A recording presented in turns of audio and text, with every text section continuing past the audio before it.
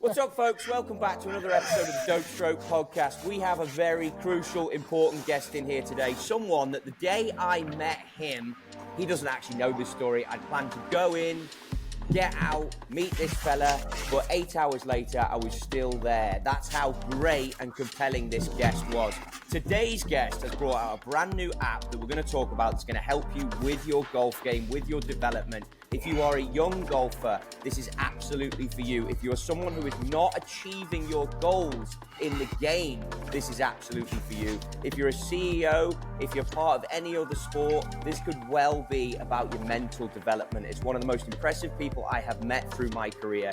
We're joined by Matt Krug. Matt, how you doing? We've got the usual suspects here. Don't worry about them. They'll chirp in as and when. How are you, my friend? I'm great. Thanks for having me on. Did you like how organized our intro was? This was take two. We don't do take twos usually, but we had to.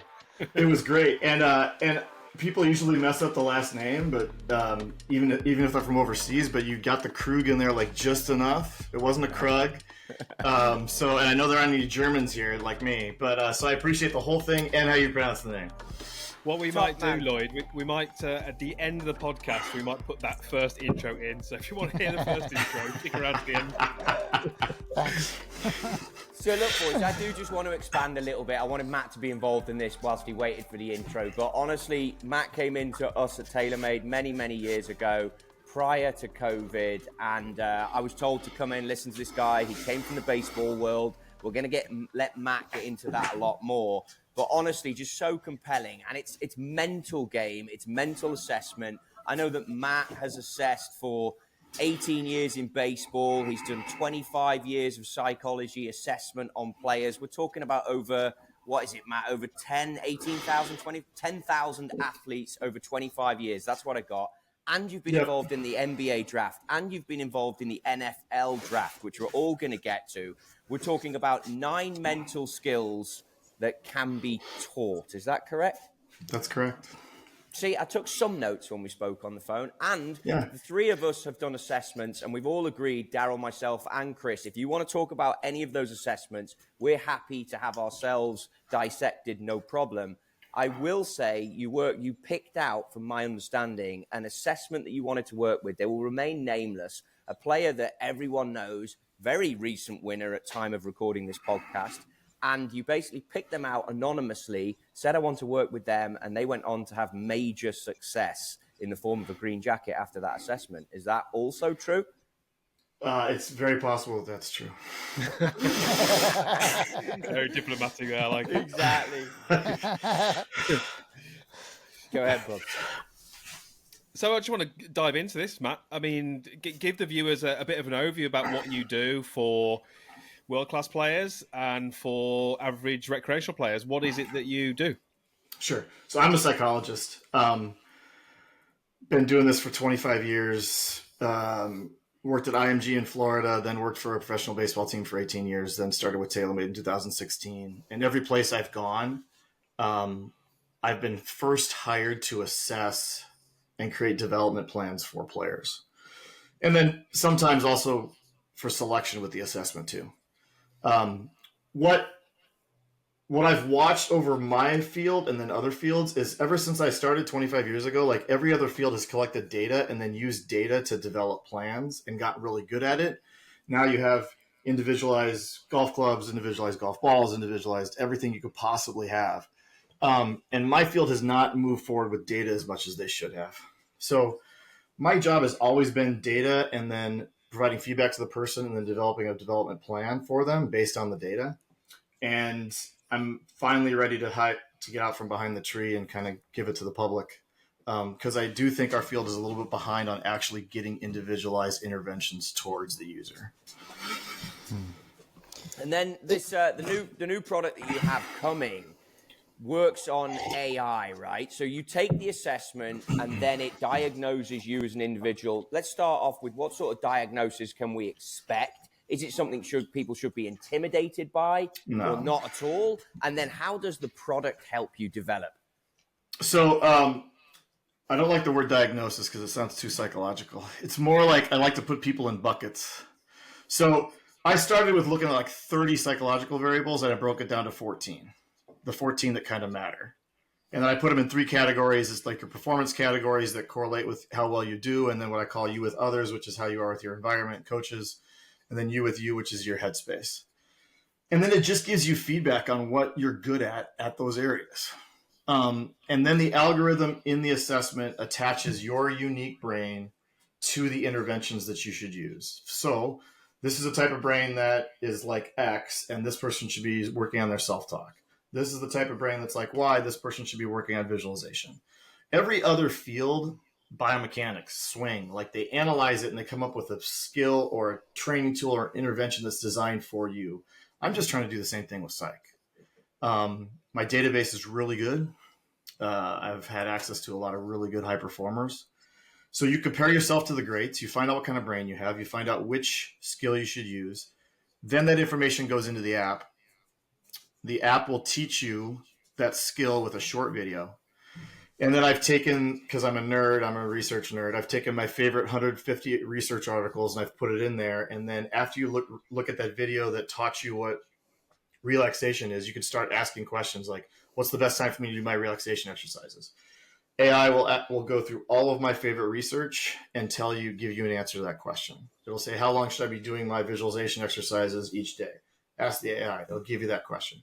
And after you ask a couple questions, it'll say, do you want a plan to help you with this? You say yes. It gives you the plan. You can give it reminders to remind you every day at 10 o'clock to do your visualization session.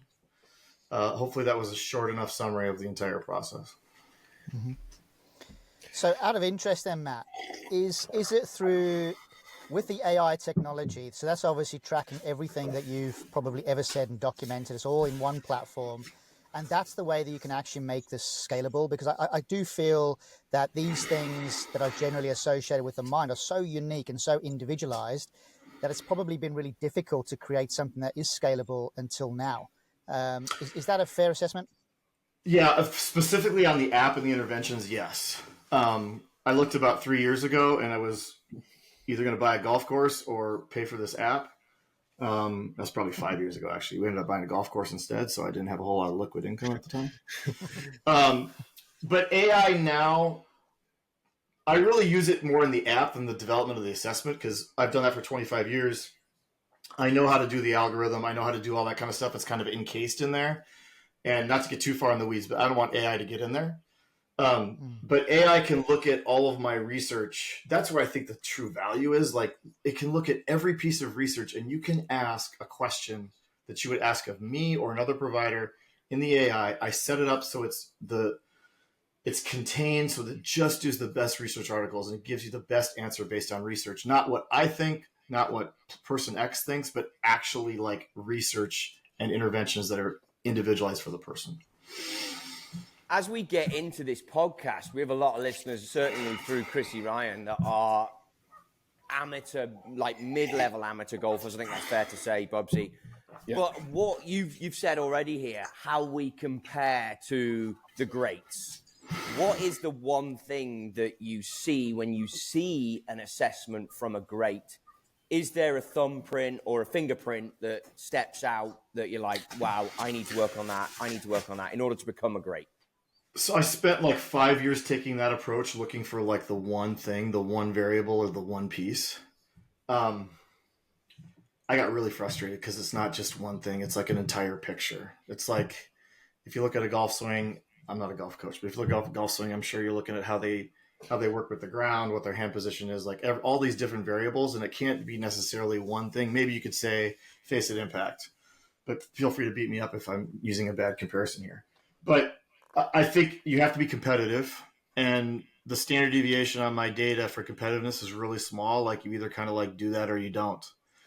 But I was absolutely shocked how it was more than one variable and how these variables went up and down all the time. Like confidence, if I do an assessment at point A and 6 months later and 6 months after that, like it changes, even with the highest golfers. Focus changes. How much information you're willing to take from the outside changes. So I'm not trying to be evasive on your question. I spent a lot of time looking for one thumbprint, one thing. And what I ended up with is the picture that this paints with these 14 different variables is really what it is, as opposed to just one thing. And that's why the algorithm does all the 14 variables, not just like one or two of them. I might be asking the same sort of question that Trottie's just asked there, but I think I'm going to ask it in a different way. I'm interested as to, I mean, my Is that because my answer sucked, or no. It's just, Okay. Trottie's question was awful. we can put that one at the end too. Then. So, my understanding is that part of your role was to kind of assess young up and coming talent and to see potentially who might make it in that given sport. So my question is, I mean, I'm just looking here at the results of the test that I got back. If we look at the performance clubs, and there's 5, which is confidence, competitiveness, diligence, focus, and distractibility. Are you seeing the best sports people in the world having high marks in all of those areas at a young age? Or are you seeing the best sportsmen basically being able to develop all of those key areas faster than somebody else? Is it kind of almost they've already got it, or are they just better at developing those skills? Can I give a baseball answer to this, even though I know our baseball, Go for it. like our audience might not be totally baseball. So in baseball, you have what's called a 5 physical tool player. So hit for average, hit for power, run, blah, blah, blah. There's 5 tools physically. People make it to the major leagues with just one really good tool. Okay. And I think the same is for this. Like, you could make it to the highest level if you're just the most competitive SOB out there or the most confident SOB out there. But like long-term success would usually have probably 3 of these 5. Okay. And to answer the second part of your question, it can absolutely be developed. Like when I look at young people, concentration with the frontal lobe hasn't developed until they're 22, 23, 24. So that variable is going to change over time. Like you can learn how to focus in different situations. You can learn that maybe you're not the person that focuses for 5 hours at a time. Maybe you're the person that focuses for 15 seconds at a time. And how do you manage what that is? So it's not just like making the scores better. Sometimes it's actually understanding how your brain works and just saying, I'm not going to concentrate for a long period of time. I need breaks. I need to talk to my playing partner, or I need to talk to my caddy, and I need to work those things in. So you haven't really changed your data, but you've really used how to manage what you've learned in a really effective way. I hope that answers the question. Yeah, that's perfect. Is it true that you're only able, Daryl, you're in a car, mate. So you've got to go last on these questions because your internet connection sucks. So if anyone listening and watching on YouTube, Daryl is in a car. There's a car there. We thought we were doing carpool karaoke. We're doing a podcast today, son. I'll sing you a song. I'll go, Daryl. Is it true? Is it true that I've even forgotten my question now? Twat. Go on, Daryl. You go. Well, that was great. You're on fire. You asked the crap question first. Now you forgot the next one. Hey, you wanted to talk about data. Trottie's distractibility score is off the charts. Yeah. But my question to you is, though, Matt, as I'm going to interject now, is across all of those 14 data points you've got, what I really like is that under each section, or in each section, there is that spider graph. And it obviously gives you that tolerance as to whether you're above the line or below the line. So my query, I look at things like, say, competitiveness is a really good example. Can you be too competitive? And can that hinder your performance? Yeah, so that's a great question that I get pretty often. So my assessment's based on standard deviations. The standard deviation for competitiveness is so high, it's hard to be above that one. So I'll say that first. Can you be too competitive in your sport? Probably not. Can it make your life suck? Probably. So those scores I tend to look at and be like, okay, this person is like, I don't have to worry about them getting after it and what they're doing in their preparation, but we may have to have a conversation about how to balance their personal life and their professional life and make sure that doesn't bleed into what's going on the course, because they might be trying to win the golf tournament. They might also be trying to win their marriage, and that ain't going to work out very well. So I tend to look at the whole picture. So, but for competitiveness on the actual pitch or field or course, you probably can't be too competitive. But when you look at a person as a whole functioning unit, you probably can, because it's going to hurt other aspects of their lives. Just a quick one on that, Matt. And this is something that I've had conversations with people in the past. I don't know whether this is any truth in this or not. You can, I'm sure, shed some light on this. Is there a difference, in your view, between someone who is desperate to win versus someone who hates losing? Are they the same thing, or is there a difference? Yeah. Um, I think there's a slight difference. I don't measure that directly in the assessment, so I'm going to try to backdoor the answer to your question, and you could tell me if I need to make an adjustment on it. But if you look at the bottom two variables in the mental club fitting, they're two motivational variables. It's called master and dominate. Master means I want to do as well as I possibly can and maximize my skill set. Dominate means I don't care if I'm playing a small level college tournament or if I'm playing in a pro am or if I'm playing in a major. Like, I just want to win. The people that are high on mastery, they tend to like deal with the losing a little bit better if they felt like they performed up to what their potential was. Yeah, that makes sense. The people that are into dominating, they could play out of their mind and lose and still be out of their mind. So that's how I try to measure it and put it in the context of what the assessment is. But I'll also say, after being in competitive environments for such a long time, like, the feeling of hating to lose is sometimes stronger than the feeling of enjoying to win, whether you're a mastery or a dominant motivational style. Yeah, I've just always thought it's quite interesting as, how you approach an event, whether you're dead set on, I guess you put it perfectly, really, whether you're out there trying to perform to your highest level and that's your focus, or whether your focus is, I just cannot lose this tournament. So I think it's just an interesting way people maybe perceive it. Look at it. Yeah, and the data will suggest that the younger population is getting better at mastery.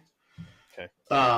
And they are the mastery athletes tend to deal with transitions from a college level to a pro level better than those who just try to dominate, because you're just going to run into more failure when you get to that point in your career. Isn't there a fine line, though, between running away from failure and running towards success? Shouldn't you always be running towards winning rather than running away from losing? Yes. In the highest moments, if you're really focusing on managing what you can do and you're really focusing on maximizing what you can do and the rest of it is noise, those people tend to do pretty well. And it is, I mean, listen, once professionals get into their career, they understand what winning and losing means to them, to the people around them. It becomes different. They value it different. They see it different. So sometimes you need a reset to be like, hey, I'm going to go out there and attack this, as opposed to, hey, I don't want to let people down. And that's a pretty common conversation I have with professionals. Getting into the North of Your Neck app, which is your brand new app that's going to come out here in the next couple of weeks. It's going to start in the United States, I believe, and then transition over to the UK. You can get it on your Apple devices. I'm sure there's other places that you can tell us. You mentioned distractibility for me, obviously said in jest, but I actually do feel like I get distracted very easily. Bob's chill, yeah? And basically, I see the little smirk on your face. I asked the AI on the app the other day, what is the ideal time for a pre-shot routine?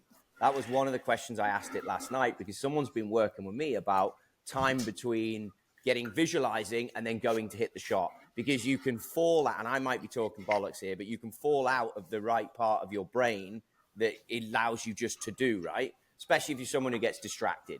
Is that true? Is that the type of questions we should be asking this product? And then, as you say, it'll build me a plan. Is that effectively what we're talking about? That's what we're talking about. And how long had you subscribed to this product? Is it something that you do a monthly? Is there a network you can communicate with? Yeah, so I lost you a little bit there. So the subscription model, I feel very strongly like most young players and a lot of amateurs know what routine is. They know what self-talk is. They know what relaxation is. Like, they kind of know what these things are. Not everybody knows what mindfulness is or compartmentalization. Like, there's some things that people are aware of and some people aren't aware of. So there's a free version of the app where you don't have to do anything. You can go in, you can ask the AI probably like 10 questions. You can watch 3 videos. You can develop a plan, and you can just have it tell you the plan, and you don't have to pay for anything. And I think that's important, especially for young people without resources. They can start to learn about the skills, and it might not be individualized for them, but they can start doing those sorts of things and utilize the app. Then there will be a subscription to the app that's about $12 a month, but we're working between 12 and 18. I don't know yet. where you could go in and then ask as many AI questions as you want, and you can go in and watch as many videos as you want. And then the full Monty would be you take the assessment. The assessment will then tell the app exactly what you need. Get the videos primary for you. Set the AI up for what your data suggests, and then you get a little bit more of a personalized approach towards it.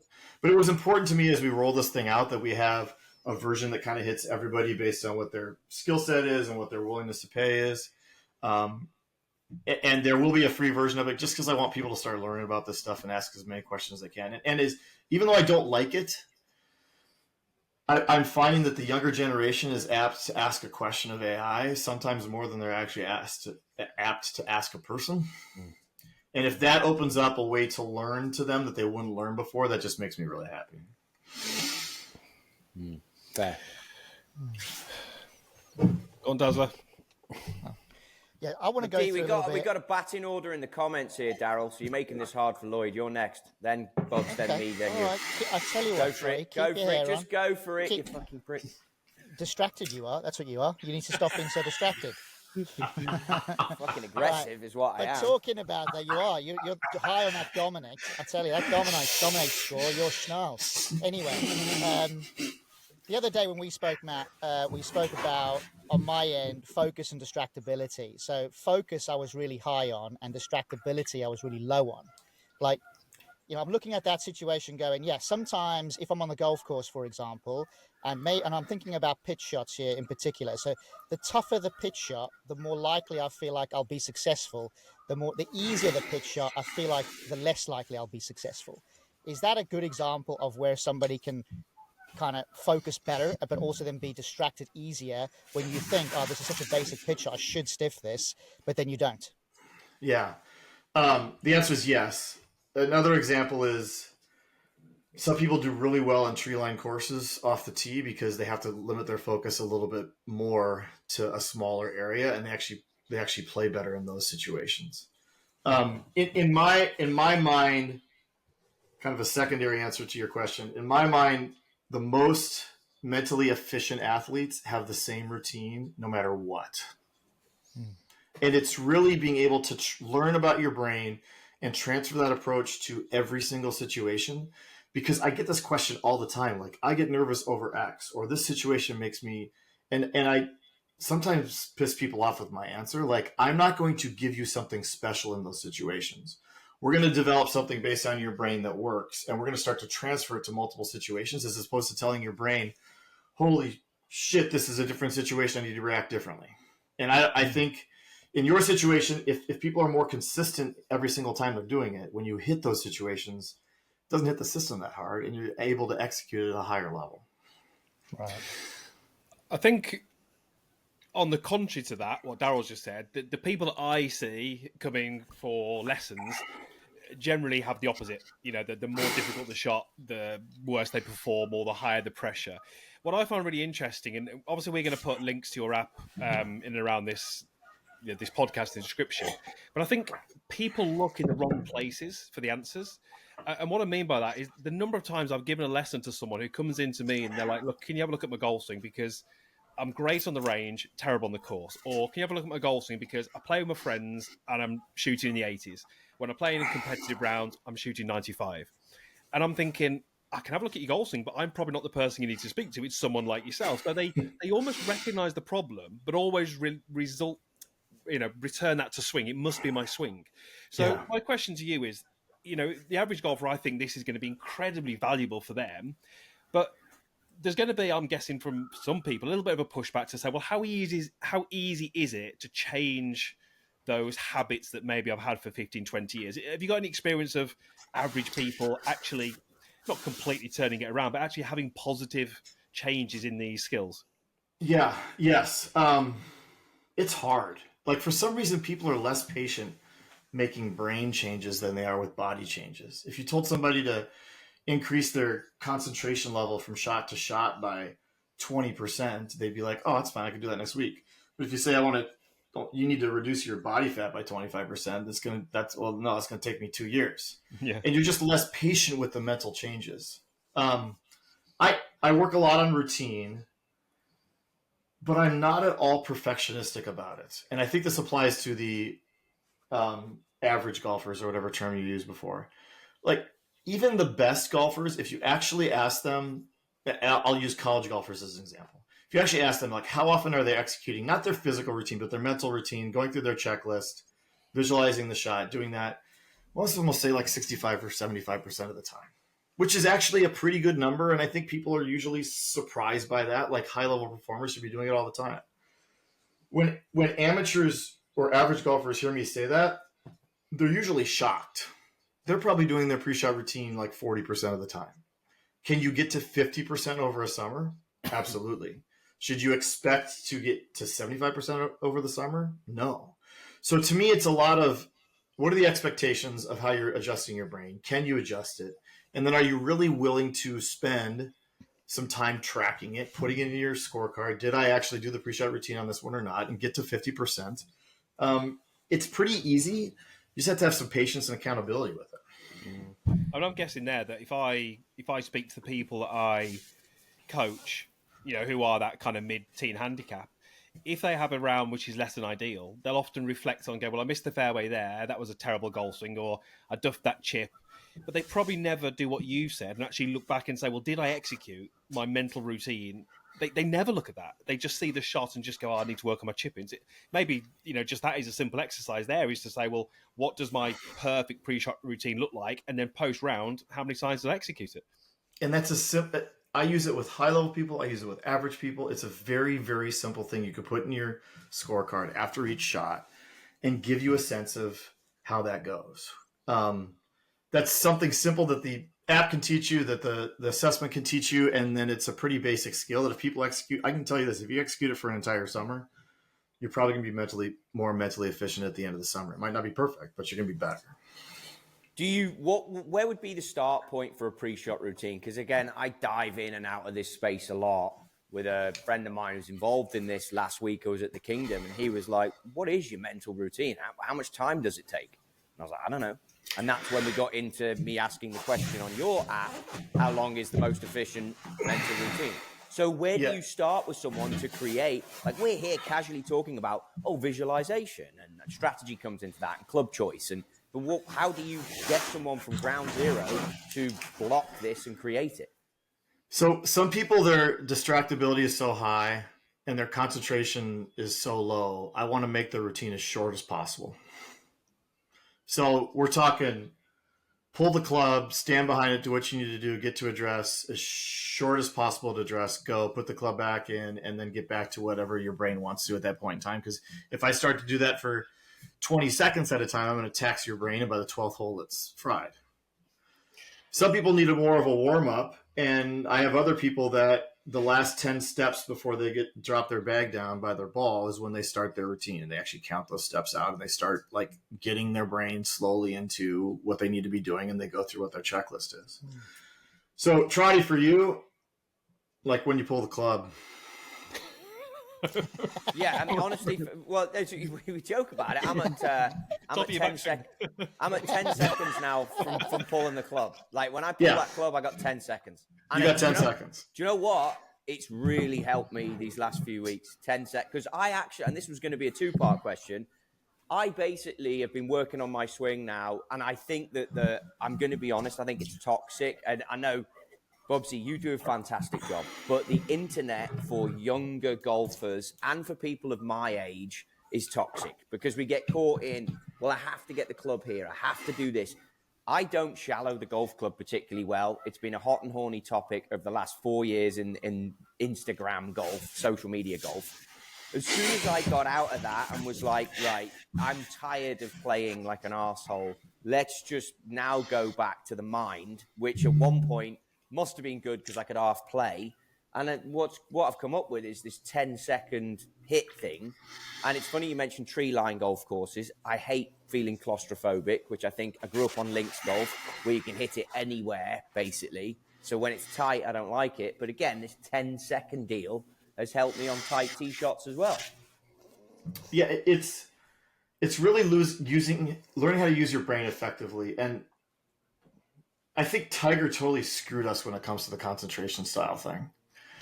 he's one of the few people that it seems like can be locked in from the time he hits his first shot on the range until he's done, and he's just straight down the fairway and does this. And for years, everybody tried to emulate that, and the truth is he just used his brain most efficiently. If you look through the history of golf, there were guys that would crush heaters and talk to fans and like do all this stuff in between shots, and that's how they use their brain effectively. If you asked Lee Trevino to shut up and walk down the middle of the fairway, he'd be done by the third hole. So it's really like, how do you use your brain most effectively? And that's what I would love if people start doing out of this podcast and everything else, is learning how to use their brain effectively as opposed to just picking a book off a shelf or doing what their favorite player does. Yeah, I think I can relate to that, that's actually. key for sure. Yeah, 'cause I look back when we were playing golf in our early 20s back at the Belfry, and I would say that largely I would pretty much copy whatever Trottie did and a couple of the other guys around me. And to be honest with you, it probably wasn't really what I should have been doing, but I didn't know.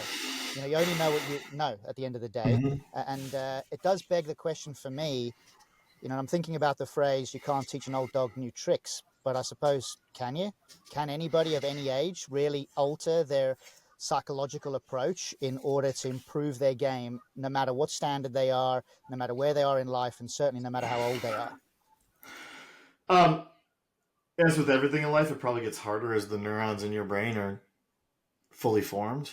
But people make adjustments to things consistently later in life if they're really dedicated towards doing it. I also don't, getting back to the assessment, I also don't make unrealistic expectations and goals of people. It's really like, okay, this is where your brain is at. Like, let's just move it in a little bit of a direction to get it a little bit more efficient, maybe shave it a couple strokes off and maybe have you enjoy the game a little bit more.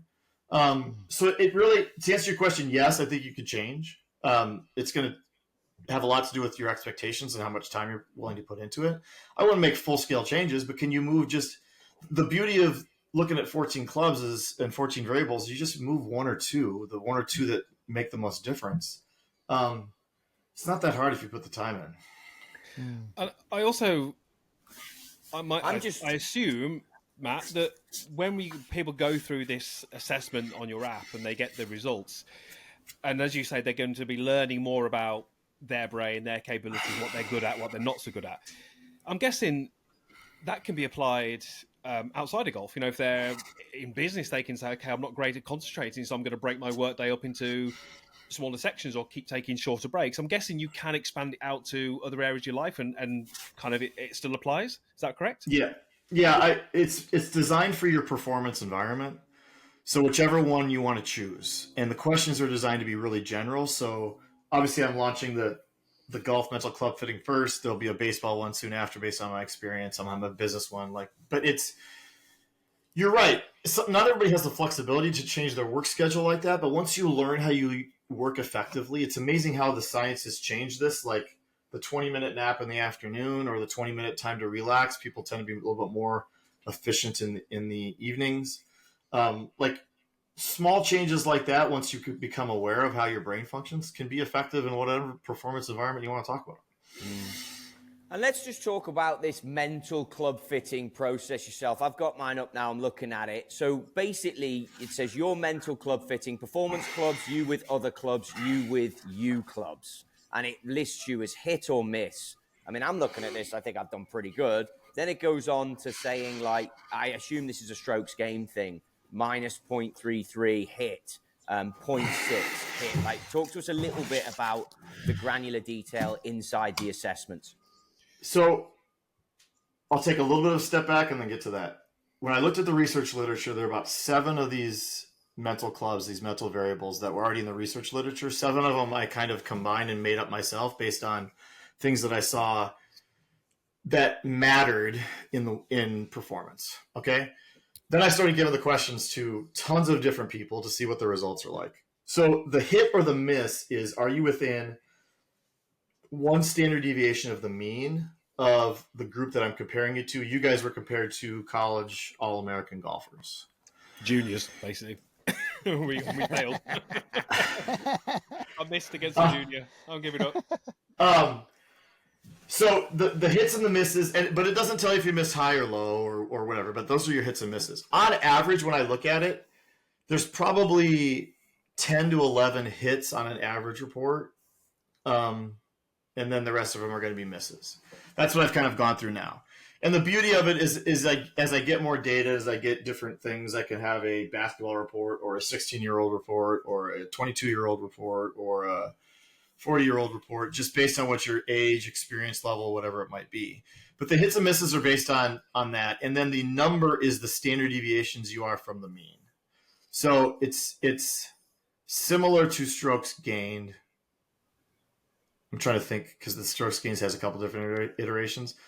For all intents, it's considered just like strokes gained. Like you're either above or beyond it, but it's really based on standard deviation from the mean. That makes sense. Okay. What age? You mentioned youngsters there and college kids. What's the youngest you like to have someone take this? And is it little like sketchy because you can manipulate kids a little bit more, or am I just making that up? Yeah, I've assessed performance environments down to 16 in lots of different areas. I know that the brain is still developing, so it's usually more of like, hey, here are some general areas you can start working on.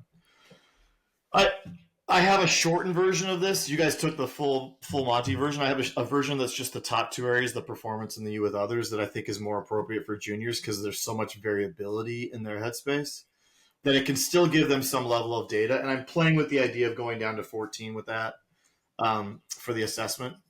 That being said, the app itself, I think, can be utilized for anybody 14 and above. Like you're probably at the age where you can start just asking some general questions and getting some general learning, and that's fine.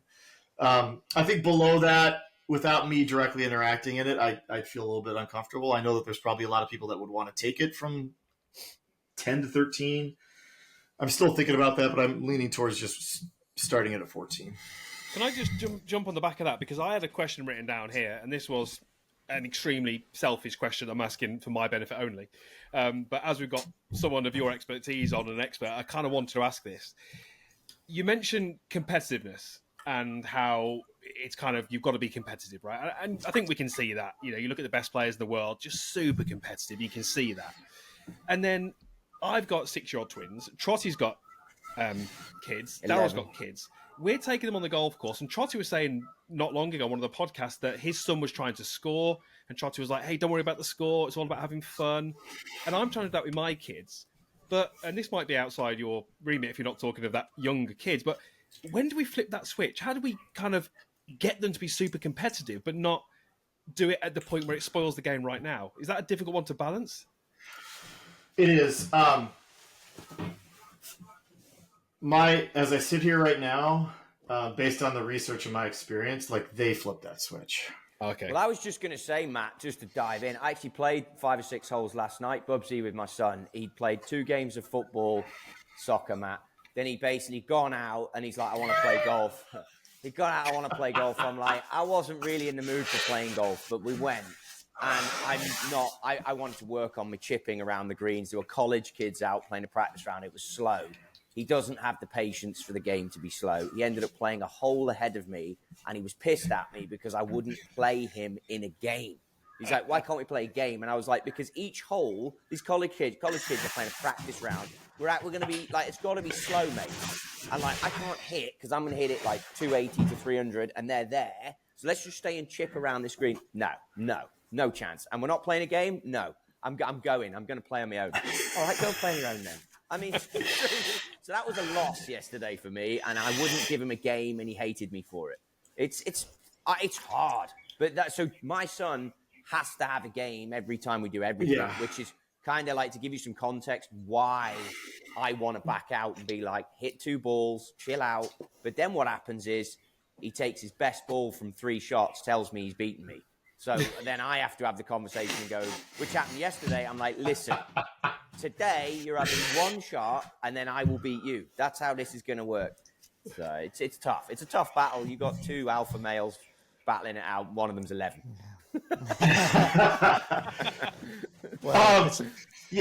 I think my wife and I have 4 kids. My wife is as competitive as can be. She played college football, soccer, in the States. And the longer I do this, we can push kids, we can want them to do it, but the competitiveness piece is just, I call it the bastard gene. You either have it or you don't. Trottie's got it. Trottie's got it in abundance. And it's so much easier to take somebody with the bastard gene and a 12-cylinder engine and teach them how to dial it down. I gave a talk on this at our golf course, and the guy that loves golf history sent me a whole like thing on Ben Hogan and how competitive he was and how he just wanted to kill everybody and how he just learned how to dial that down over time and not play as many practice rounds. And so if I get somebody and especially if they're 16, 17 years old and their parents are like, hey, can you make them more competitive?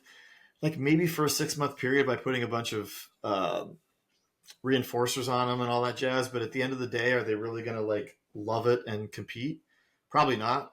So I've actually been a little bit more standoffish and passive with young people on this. Like I like to have fun. I go out and play with my kids and have fun, but I strongly feel that competitive nature will come out in them. Not just my kids, but everybody at some point in time. And they're going to say, I want to do this and I'm going to dive in. And that actually probably leads to more long-term success than having a parent try to instill it in them. How much does where you're from impact you? That is something that I have learned and seen over time. Parents, yes, have an impact. Family situation, an impact. But also the kid that, like Wayne Rooney, well-known football player, soccer, you must know him, came from what was perceived externally as a tough upbringing. He obviously loved it and then went on and achieved greatness. But the flip side is Mav McNeely has come from a very good upbringing, fantastically successful father, and is a PGA Tour player. How much did those things impact a development? I mean, staying hungry is nice. The fact that Matt McNeely stayed hungry through that process and still achieved greatness in what he wanted to do with more or less a backup plan. And I don't know Mav, so I don't want to speak poorly about it, but like, I think that's pretty special, to be quite honest. I think your background is going to impact you no matter what. Your genetics is going to impact you no matter what. Like all those things are going to have factors in it.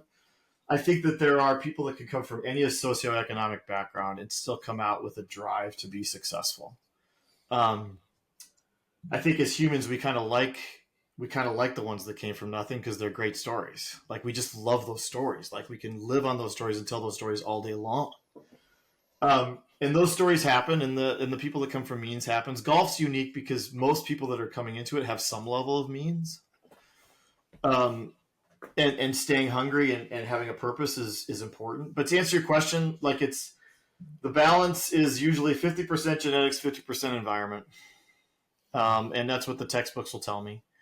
And I'm super curious. Like I'm bringing this product, both these products, I'm bringing the app and the assessment to the public, knowing that it's pretty good with what it's done so far. But I'm also super curious what we're going to learn out of it in the next 5 years.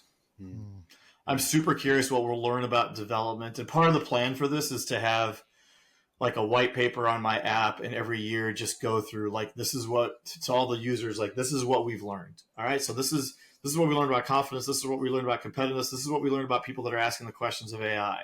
Like it's a great way to gather information about how that 50% nurture might be developing and what we can do to help people with that process as we move forward. I'm 50 now. Like in 10 years, I can gather a bunch of data and have some pretty good research at the end of my career and hopefully give some knowledge back through this process about how those people develop between the ages of 16 and 22 when it comes to some of the questions that you're asking. And I was going to ask that. I was going to say, like, what does success look like now for the rest of your career and what you want to leave on the game? Because you have this ability. Trust me, mate. I mean, I struggle to listen to anybody, and I could listen to you for hours. That you got this ability to capture people. You present fantastically well. You engage the audience, which hopefully comes through in this podcast. But what does success look like for the end of your career, which, you know, you still got a long ways to go here. I mean, Christ, you've got 4 kids. You're going to be working forever. It is what it is, man. I know. So you guys know what the perfect putter is? It's not me.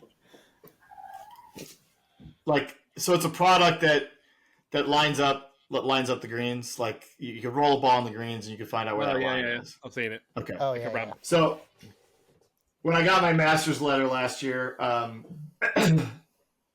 the masters said you can't use a perfect putter on the practice greens. So the guy that developed it, his name is Ramon. He lives in Florida. I know him a little bit, and I told him I'm going to print that out. I want you to sign that. You've gotten to the point where the perfect putter is in some level of common language that Augusta National put it in a letter, and now people know what that means, and they see lines on greens at professional tournaments. They know that's where it came from. Yeah. He's made an impact on the game. I would love it if people start to talk in the terms of these mental clubs, and they start to learn how to attach these clubs to the skills and start learning about these skills and developing them in a way that becomes a little bit more common in the language. That would make me really happy in 15 years. If now psych has started to be data-driven and individualized like the other areas are, that would make me pretty happy.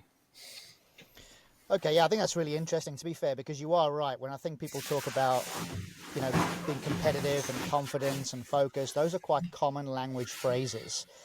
But to leave a legacy where you're starting to talk about distractibility, improvement style really stood out for me in my assessment. Rules, filter, motor, self-critical, all these things, if they were everyday language like the takeaway or hitting a draw or hitting a fade, I think that would be a pretty good legacy to leave on the game, to be fair.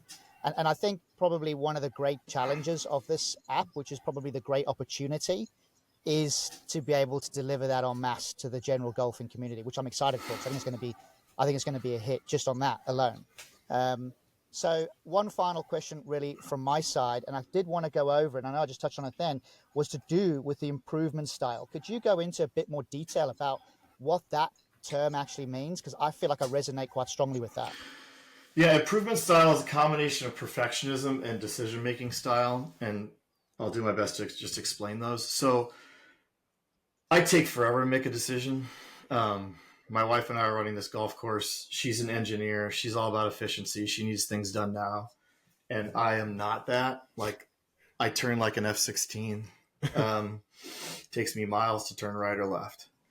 So it's that. So how long does it take you to make a decision? But then it's also how perfectionistic, how good do you have to be at something? How perfect does it have to be before you accept it or move on? It's a great mentality for practice and a shitty mentality for competition. And so what I've learned is those I want a perfectionistic, good decision-making style for the guy that's running my app and the guy that's doing all of my stuff on the back end for the tech, because I want it to be all good, and I tend to have that brain. But the truth is, we need to go and we need to do these things quickly, and it's not going to be perfect. And the marketing guy that I talked to, finally, when I got the app out, he almost fell over. He's like, thank God that you thought it was a place you can actually start getting feedback on it.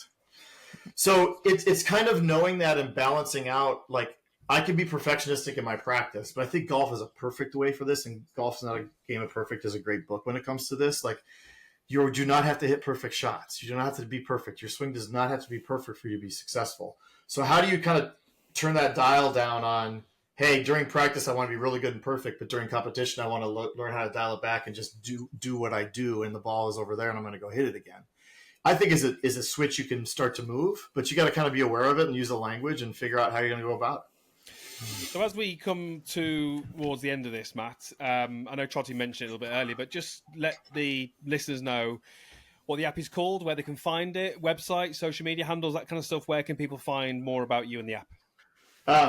I hate social, so I'm not on social, and I know it's going to be a problem for me, but I actually took the domain and I took the names and stuff, and I put them in a corner and I haven't touched them. So the website where you do the assessment is noyn.com, which stands for North of Your Neck, which comes from the fight that I had with somebody about what I do versus what they do. And I finally said, I do the stuff north of your neck and you do everything else. That's where the company name came from. All the assessments are called Noins, which is Noin. And then if you go into the App Store and type North of Your Neck outside of the EU right now, you'll be able to access the app. And again, it'll be free. You don't have to pay for it. You can learn some stuff. And if you look in the App Store for that, and then hopefully in the EU, I'll get in the App Store in the next couple of months. I've got a quick question before we go here and we get onto your celebratory alcohol beverage of choice. I was told on a podcast on here a few weeks ago that meditation would be of benefit to me. And I have actually been meditating. I've already meditated today. As you can tell, I'm so mellow before coming on this podcast and speaking to these muppets. But is that something that actually works, do you think, meditation? And from looking at my assessment, would you suggest that for me as well? Yeah. Brilliant. That's two of the best mental people in the world have said yes, do that. Your brain needs, and I actually agree with what you were saying earlier, and it cut out a little bit with the amount of stimulation we have in today's world. Like I'm going to date myself here, but if you watch I Love Lucy, like there was one camera and a scene lasted like a full minute. It just went on a track. Scenes on TV shows now are like 5 seconds long, and we're training our brain to just look for the next stimuli as quickly as possible. Meditation, mindfulness are all things that are designed to just reset yourself into the present moment. And if you do that, it actually resets the brain like you reset your body, like you reset everything else. If you do that a couple times a day, especially for your brain, Trottie, I think it's super efficient. I don't think it's going to hurt anybody. For sure. Well, I mean, I'm the one who gets pulled up for drinking. I don't actually drink that much, Matt, but we do have a thing on the Dope Stroke podcast that we brought in, which apparently made me sound like an alcoholic. But basically, we list our top 10, which we put another one in there the other week. I'll go through the notes to find it. It was a good answer. I can't remember who that was. Lads, you'll have to help me. But basically, we're looking at a moment in your life. It can be around, well, you got 18 kids, so probably we ain't got 18 stories. You can have one. You've obviously had success through work. You've had success through various projects that you brought out. But we're looking for a moment that was poignant to your life where you had a beverage of choice. What's the beverage? What's the location? And what's the moment? So Krug is a pretty popular name with booze, and it actually means bartender. Is it? Yeah, in German. Perfect. So when my family left Germany, some of them went to the West Coast and started Krug wine. Some of them went to the middle of the country and were farmers. That's me. One of them stayed over there and made Krug champagne, which is actually a pretty good champagne. Whoa. I've had that, I think. So last year in Europe, at a famous golf course that hosted a Ryder Cup, had a really good moment, ran right in the clubhouse, took a bottle of champagne, did not pay for it, which is probably a problem because that's kind of expensive champagne. And I sat in the middle of the first fairway and threw that thing down. Legend. That's a good story. That's a good one, yeah. Yeah, I didn't have to fly out till like I got driven. Like, yeah, I mean, I probably shared some with the people around me that were a part of it, but like, yeah, a lot of it ended up in my system and probably next to a tree on that fairway somewhere later. That's a good story. So there you have it, folks. That's a cracking story for the Dope Stroke podcast. Anyone has any questions or anything they want to know more about what we've talked about today, which is north of your neck and the app, please get into the descriptions. Share with us any of your stories that you have for the celebratory top 10 alcoholic beverages. I know McGee's looking through those emails with a very keen eye. Matt, thank you so much. Amazing always to talk to you, mate. Always to have you around and get your input is fantastic. Honestly, I do pay attention to it and listen as much as my mind lets me. Thanks for the platform, guys. I really hope we can start moving the field forward with something like this. 100%. Take care, boys. Thanks, Matt. Appreciate it.